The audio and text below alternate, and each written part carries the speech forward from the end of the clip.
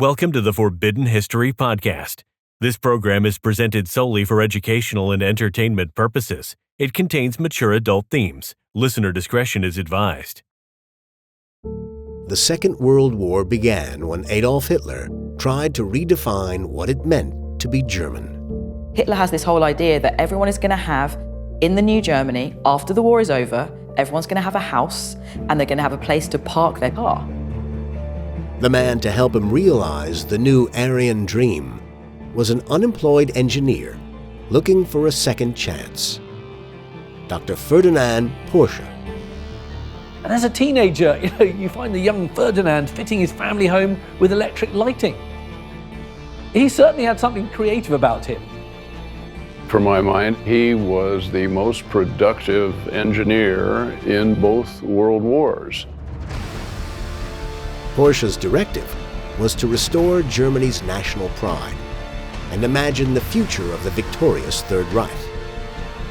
But to do it, he'd have to betray the man who believed in him when no one else would. What they have in common is this passion for cars, but Rosenberger was now an embarrassment to Porsche. The idea was that it would be a modern technological state with a happy army of Germans running things, with a cowed slave population of lesser races. That would have been the vision.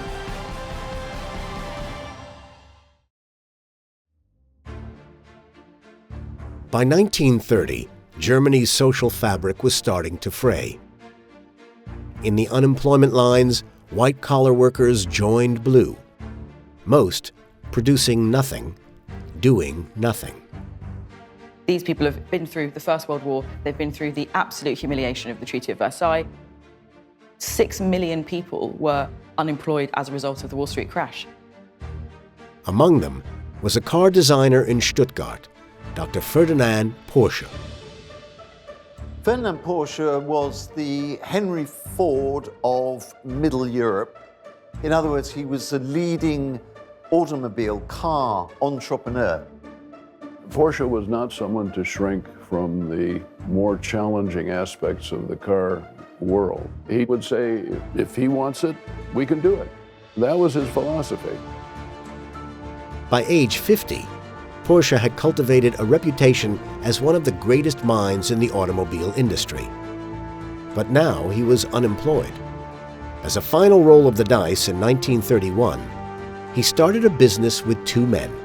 Anton Pieck was a lawyer by trade and a Nazi sympathizer. He was also Porsche's son-in-law. The other partner was a Jewish man called Adolf Rosenberger. Adolf Rosenberger was from a Jewish assimilated family. He was a designer, a racing driver, and a terribly creative man. But the new firm was failing to weather the recession. Rosenberger left the firm, instead working on a freelance basis, selling Porsche patents abroad. On the very same day, another man came to power, promising to reverse Germany's ill fortune. Hitler is talking about the fact that we're going to create a Volksgemeinschaft, a people's community. He's talking about ein Volk. He's talking about one people, one nation. That is a huge reason why people voted for the Nazis in droves, because they've promised people two things. They promised people Arbeit, work, and they promised them bread. This was the start of Adolf Hitler's crusade to reimagine what it meant to be a citizen of Germany. A job for every man, a home for every family, and national pride for every worthy German. He called it his glorious Third Reich.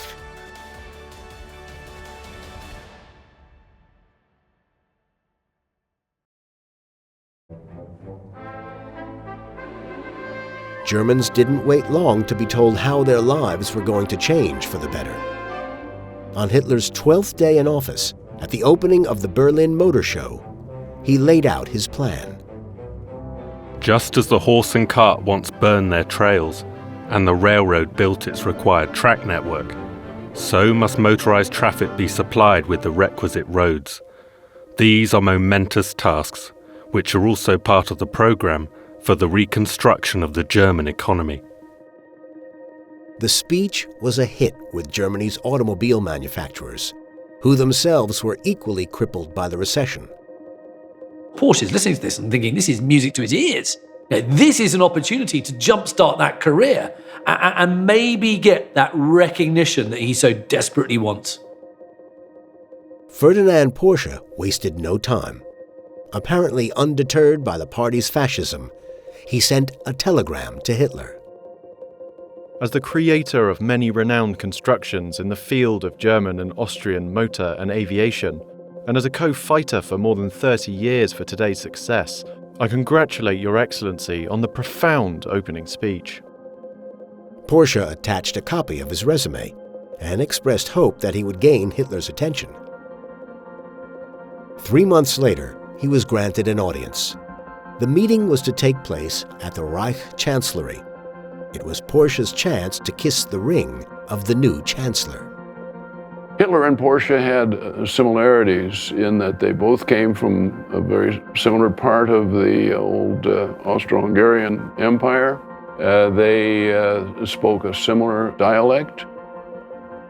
Porsche knew that Hitler had given 500,000 Reichsmarks to Mercedes to build a new race car. Germany had lagged behind other nations on the circuit. Mercedes promised that they could reverse that fortune. But Porsche had a design of his own.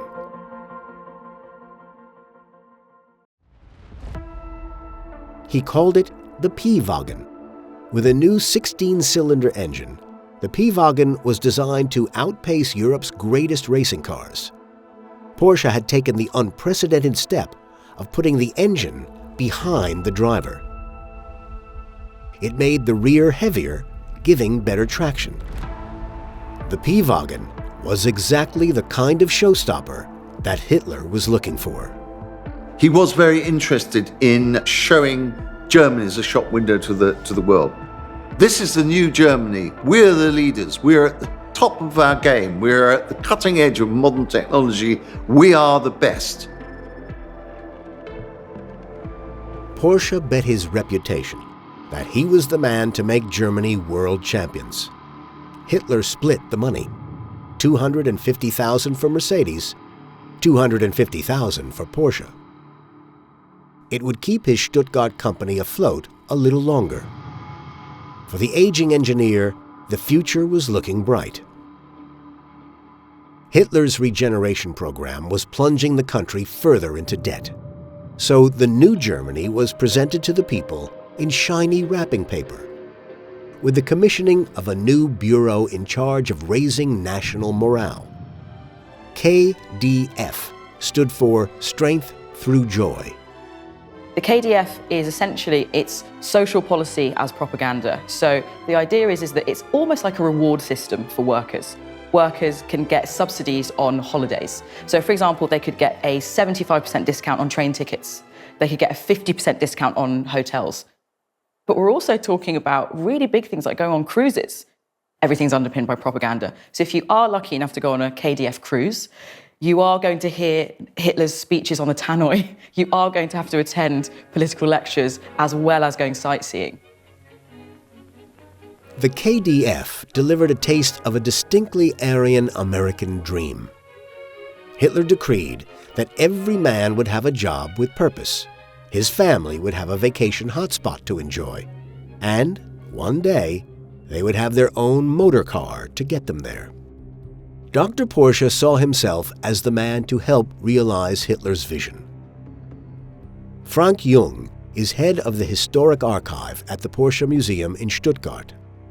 Inside its collection are 50,000 original documents from the history of Porsche. But one item is perhaps more historically significant than any other. Yeah, this is something very special we have here at the Porsche Corporate Archive. This is the first proposal or the pitch Ferdinand Porsche wrote to the political leaders, mainly to Adolf Hitler. The proposal contained a detailed plan for a Volkswagen, a car for the people. The people's car, or small-scale car, was always in his mind. When he was opening, together with his son-in-law, And with Adolf Rosenberger, when they were opening the construction office in 1931, they had a Volkswagen in their mind. Hitler had seen proposals for people's cars before. If he was going to put money into a project, it had to meet certain specifications. It needed seats for 4 people. The engine must be cooled by the air. It had to be fueled by Germany's plentiful diesel. And it could be converted for military purposes. Porsche has a conclusion, his idea of a Volkswagen. It should be able to drive at least 100 kilometers per hour. It should be able to climb hills with a percentage of 30%. It should be a closed body to carry at least 4 people. And it should be quite cheap. Most important to Hitler, the people's car had to be affordable to the average German worker. It would have to cost no more than 1,000 Reichsmarks. This document is actually the start of the Volkswagen because within this document the basic ideas are mentioned, and with this document he was able to convince the political leaders and Adolf Hitler so that he later on got the contract to build the Volkswagen, or to develop the Volkswagen. Hitler granted the funds to build a prototype, 200,000 Reichsmarks, paid in monthly installments. Porsche stood to win the contract to build 1 million vehicles for the people of Germany. For Porsche, this is the project he's been dreaming of. It's a chance to use his genius to make a mark in the world, and it's got the blessing of the German leader. If Porsche played his cards right, he's going to finally see his name in lights. While the Porsche company had much to celebrate, its Jewish co-founder, Rosenberger, got some disturbing news. Rosenberger works freelance for Porsche because he works for him abroad in France and in Britain and gets customers and contracts. But it is becoming more and more evident that Porsche finds him embarrassing because of his Jewish background. His 10% share in the company was being bought off him. He was one of the first victims of Aryanization. Aryanization is a Nazi word, and that's why many historians don't want to use it. One can also say it was organized theft. The Nazis got the word Aryan from a theoretical advanced ancient civilization. They believed Germans were Aryan. People who were Jewish, Roma, or black were not. The Aryanization of Germany began first by boycotting Jewish businesses. They do not see that Jewish people are part of what their future is. They want the Aryan race, as they say, to lead on this new German empire, and they don't see that Jewish people are part of that. For companies, it meant removing the non-Aryans from their boards. Porsche made a decision to protect the firm and his blossoming friendship with the Führer by severing ties with the company's co-founder. But the rules of Aryanization were designed to be cruel. Part of this voluntary Aryanization is that when these businesses are bought out, that they are bought out to essentially screw over the business owners as much as possible. Rosenberger was given 3,000 Reichsmarks for his shares, only a fraction of their true value. The terms of Aryanization would become enshrined in law.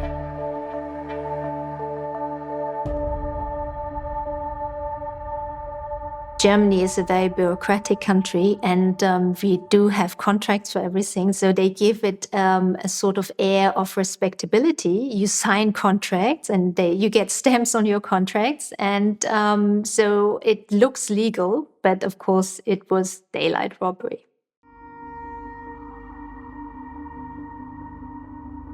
Back in Stuttgart, Porsche wrestled with designing a car fit for the new master race.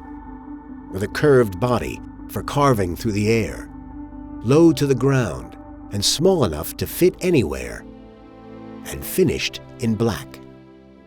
Porsche created, in car form, the example for new German living. Uniform Aryan design for the uniform Aryan family. The Third Reich is absolutely underpinned by propaganda. And really, the people's car is its social policy as propaganda. Richard Hausmann is a collector of historic people's cars. The idea of the car, when it was started to be developed, was to motorize Germany, not only the rich people, but the whole population. This was quite a challenging task. To satisfy Hitler's vision, it had to have space for the average Aryan nuclear family. The car is designed for 5 people, 5 adults. If you have a family with 2 adults and 4 kids, I think it would also work. It's super comfortable. Of course, no seat belts, no headrests. That's all not necessary at that time. But Porsche's real achievement didn't lay in any one single design choice. Hitler said, you can charge anything you like for this car, Herr Porsche, but it must be less than 1,000 Reichsmarks. And 1,000 Reichsmarks was about what it cost to buy a fairly decent motorcycle at the time, let alone a car. Porsche set very high standards for his creations, which meant that his designs, were often very elaborate and expensive, and far more so than his bosses wanted. Porsche had to reinvent his method of making cars. No longer could he use an unlimited budget to achieve perfection. A lot of people look for the engine in the front nowadays, but this car has the engine in the back. And that was one of the design principles of this car. And this engine fascinates me always the most. The whole goal of the car was also that it shouldn't be weight so much, because the more it weighs, the more expensive the production costs. From that point of view, it's a very compact, very cost optimized, but also very, very reliable engine. The design was inspired by the tentpoles of the Third Reich: power, prosperity, and image. Porsche's people's car was like nothing he'd built before. Adolf Hitler, now impatient to see where his money had gone, demanded a demonstration.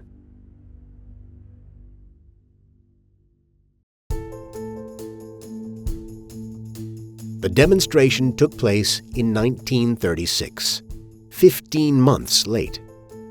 Porsche had already asked for an extra 1.5 million Reichsmarks just to finish the project. For the aging engineer, there were no more second chances. The presentation would be made at Hitler's mountain retreat. All the Nazi bigwigs, all the entourage is there, including Goering. A demonstration was made of the fact that you could take the body off, the civilian body, and put on a military body. The generals saw potential, but not all of Hitler's demands were met. Porsche had failed to deliver the desired diesel engine. Instead, it ran on more volatile gasoline. But Hitler recognized that the boundaries of engineering economics had been pushed to their limits and gleefully signed off on the prototype.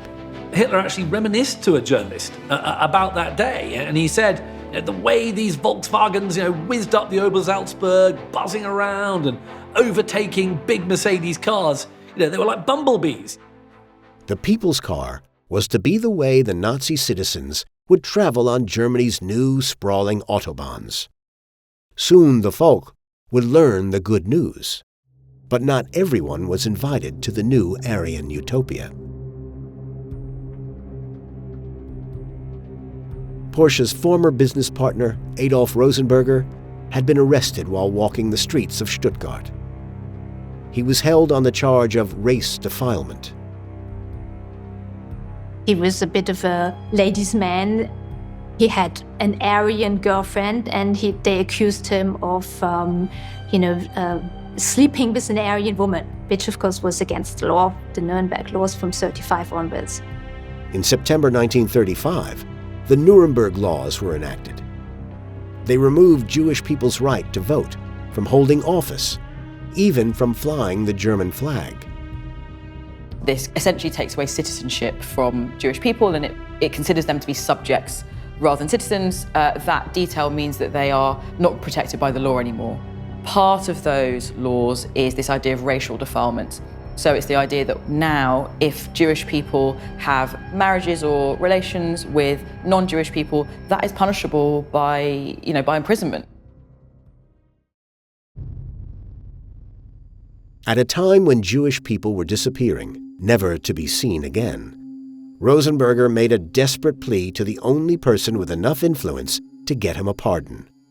He appealed to Porsche. The response was silence.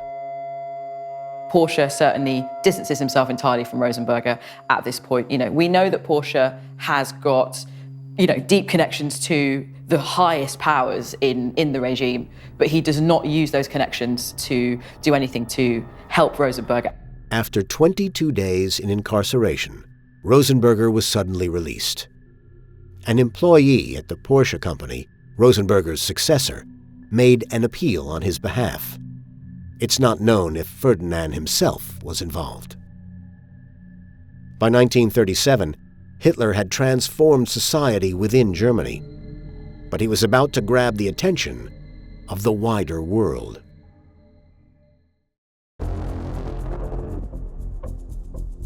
In October of 1937, Porsche's racing car came to Britain.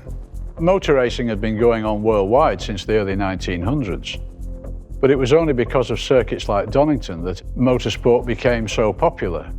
John Bailie has chronicled what happened when the Germans came to Donington Park Raceway. Well, 1937, the Donington Grand Prix were a completely different spectacle for the British motorsporting audience. 60,000 people attended at Donington Park that day. Porsche's car formed one half of the German team. Joining forces with Mercedes, they became known as the Silver Arrows. The German teams brought not only a different spectacle in racing terms, but the whole way in which they presented themselves, the way the cars were prepared, the engineering expertise that went into them was another dimension altogether. For the past 3 years, the Silver Arrows have been dominating racing all over Germany and Italy and France.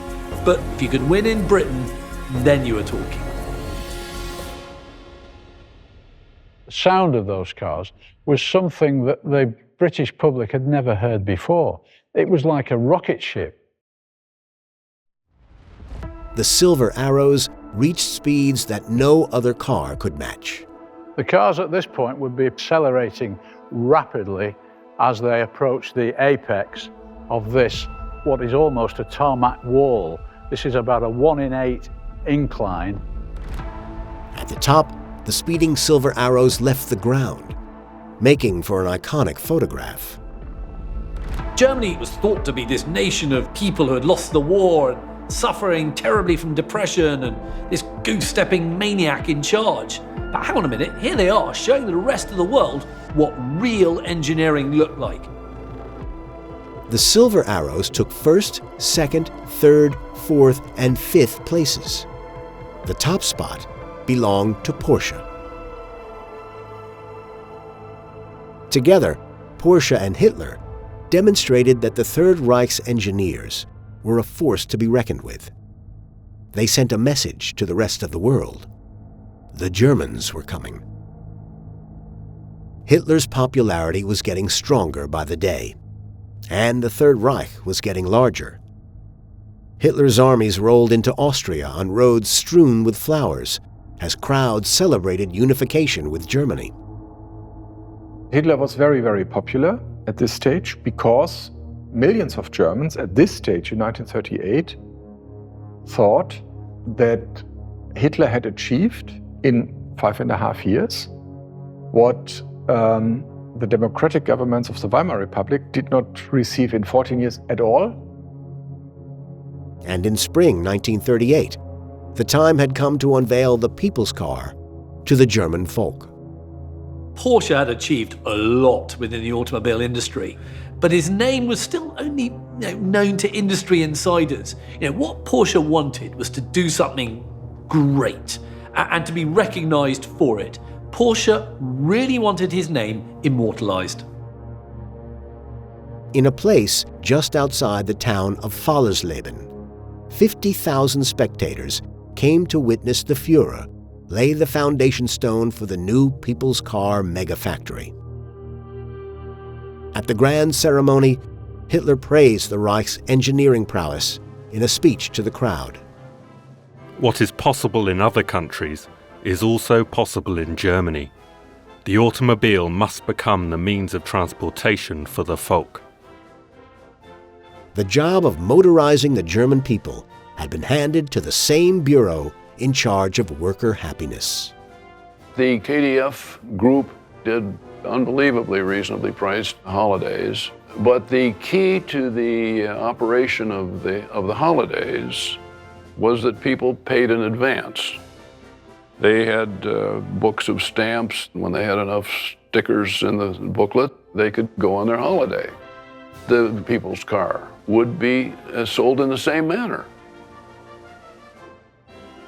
Hence I believe there is only one name that can be given to this car, a name I shall give to it on this very evening. The name shall be KDF-Wagen. Now, apparently Ferdinand Porsche was absolutely horrified at that statement. He didn't like KDF-Wagen at all. He didn't think it was going to sell internationally with a name like that. And he had rather hoped, egoist that he was, that the car might be named after him. It seemed like all this excitement, all this opportunity, after all that, his name isn't going to go down in history. Hitler left the ceremony, waving to the crowds from the passenger seat of the KDF-Wagen. Porsche sat in the back. A week after the ceremony, a letter was sent to Rosenberger's apartment in Paris. Due to certain aggravations in the internal situation and on higher authority, Porsche was cutting all ties with Rosenberger, including his freelance work. Rosenberger packed his bags and sought to start a new life in the United States. It proved a timely escape.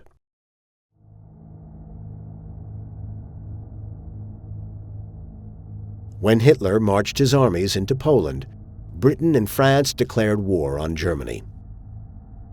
All industry in the Third Reich turned to war production, including the now completed KDF-Wagen factory. Dieter Landenberger is the head of heritage at the modern Volkswagen company. When the war started, this became a production site for all kinds of military goods. Mainly they were producing parts for airplanes. The Junkers factory was not very far away, so 50% of the production were airplane parts. Like in so many factories in wartime Germany, this one would be manned by captured slaves of the Third Reich. Between 1940 and 1945, more than 20,000 people had to work here against their will. Most of these people came from Eastern Europe, from Poland, many prisoners of war from the Soviet Union. Porsche used prisoner labor in the First World War, and he was accustomed to that, and he made sure that they were adequately fed and housed, because otherwise they wouldn't be productive people. And in the Second World War, he did have forced labor, for sure. This factory would be run by his son-in-law, Anton Pich, who had been a Nazi member since 1933. Anton Pich was the first one who asked Himmler for slave labor, for concentration camp inmates to work for Volkswagen. He used concentration camp inmates from all over the world, from France, from the Netherlands. He just exploited and worked everyone to death. The KDF-Wagen was successfully converted to military purposes, becoming the Kübelwagen, a vehicle capable of transporting up to 4 people over rough terrain. 2 years into the war, Hitler appointed the 66-year-old Porsche to be head of the Tank Commission. His first task was to develop new tanks to traverse the muddy plains between Berlin and Moscow. This was the first such commission that had been established, and he put Porsche in charge. And in a way, that was a sensible idea because Porsche was not, at that time, very active himself in tanks, but he had some tank experience. Porsche worked on several tank designs, including a 190-ton giant called Maus, but none passed the testing stage. Porsche's engineering successes now seemed a long time ago. They did several approaches and developments on the tanks, but none of them were produced in mass production. Some of them were slightly too big and too expensive. As the Germans started retreating, Porsche became less important to the ailing Führer, and Ferdinand began planning his own endgame. By May 1944, the dream of a victorious Third Reich was over. Germany's tanks sank in the Soviet mud. Germans, once destined to find strength through joy, were now dying for a failed state. As German cities were turned to rubble by Allied bombing, Porsche had fled Stuttgart and carried out his final duties from his Austrian retreat with his family by his side. When Hitler shot himself in his bunker, Ferdinand Porsche was again out of work, now 69 years old. But opportunity came knocking once more. In November 1945, you have this French army lieutenant knocking on the door, if you like, of the Porsche Pieck estate in Austria, and he issues this invitation: please come to France and build us a people's car. So a month later, Porsche and Pieck go along to another meeting, and rather than talking about cars, they're actually arrested for war crimes. The French authorities held Ferdinand and Anton Pieck in captivity in Dijon. Porsche's assets were frozen. Bail set at $8,400, a sum he couldn't pay. Ferdinand spent 15 months under arrest. In desperation, he turned to an old colleague who'd made a new life for himself in America.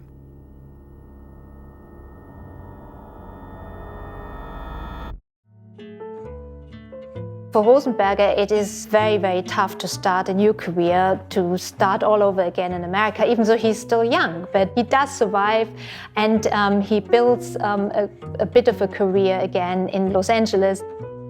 Porsche, when he is in prison, he suddenly remembers Rosenberger and suddenly asks him for money. Rosenberger helped pay Porsche's bail. In the following years, lawyers hashed out a settlement between the two former colleagues. Rosenberger continued to work in motorsports in the U.S. Ferdinand Porsche enjoyed 3 years of freedom before he died after a stroke in 1951. The Porsche company would go on to make luxury sports cars.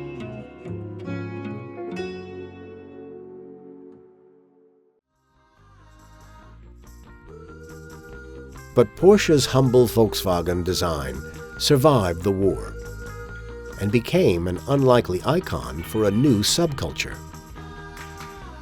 When I first went to Germany as a student, all the Germans, all my contemporaries, young Germans, they all, almost without exception, drove around in VW Beetles. The Beetle became an icon for the Volkswagen brand. Between 1945 and 2003, more than 21.5 million units were built. It became one of the most successful cars, and not only in numbers, it also became a cultural icon. Ferdinand Porsche spent a career pushing at the boundaries of engineering. On an invitation from Adolf Hitler, he was able to glimpse at how engineering would transform the next century. To get there, he made decisions that would forever tarnish his record, and he didn't survive to witness his name finally up in lights.